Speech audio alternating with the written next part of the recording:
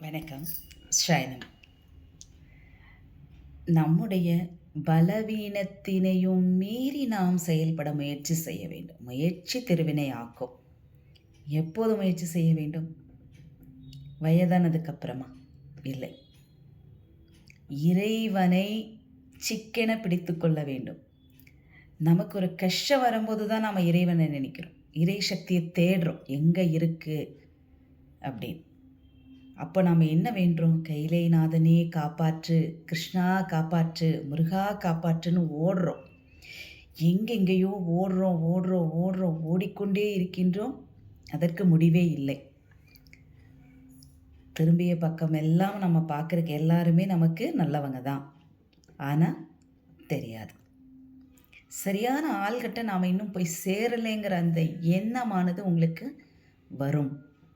வந்திருக்கும் இல்லையா? இந்த உலகத்தில் பிறந்த அத்தனை பேருமே நல்லவர்கள்தான். காரணமின்றி எதுவும் இல்லை. பிரார்த்தனை என்பது வேறு. நீங்க பிரார்த்தனை செய்கிறது காப்பாற்று என்று சொல்வது பிரார்த்தனையா? நிச்சயமா இல்லை. சிவ அனுபவத்தால் தன்னை தானே தன்னுடைய ஆன்மா தூய்மைப்படுத்திக் கொள்கிறது. பூர்வ புண்ணிய பிராப்த கர்மா இருந்தால் மட்டுமே சிவநாமத்தை ஒருவர் சொல்ல இயலும். சிவ வழிபாடு செய்ய முடியும். சிவபெருமானை தொட்டு அபிஷேகம் செய்ய முடியும், பூஜிக்க முடியும், பூஜை செய்ய முடியும், பூஜனை செய்ய முடியும்.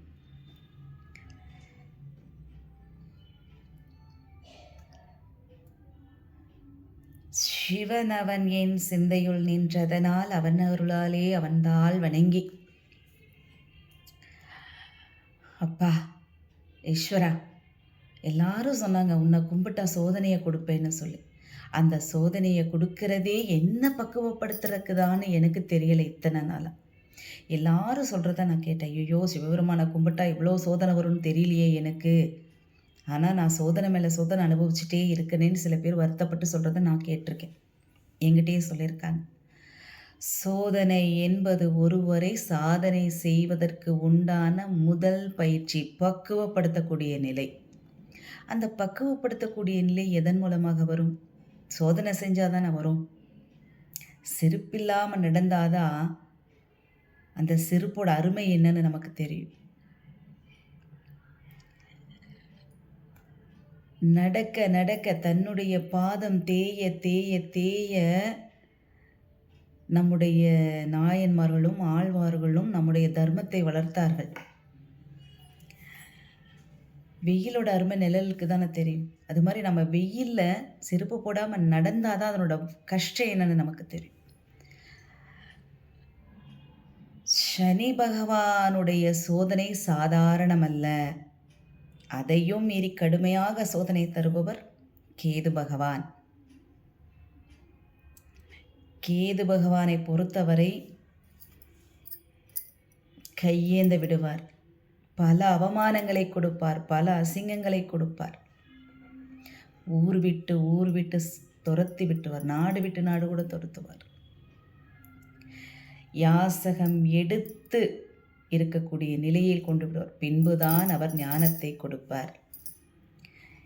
கேது பகவான் சாதாரணம் அல்ல. அப்படி பிரச்சனையினால் தாங்கவே முடியலைங்கிற பிரச்சனை இருக்கிறவங்க கையில் எப்போதுமே தர்பையை கொஞ்சம் வச்சிருங்க.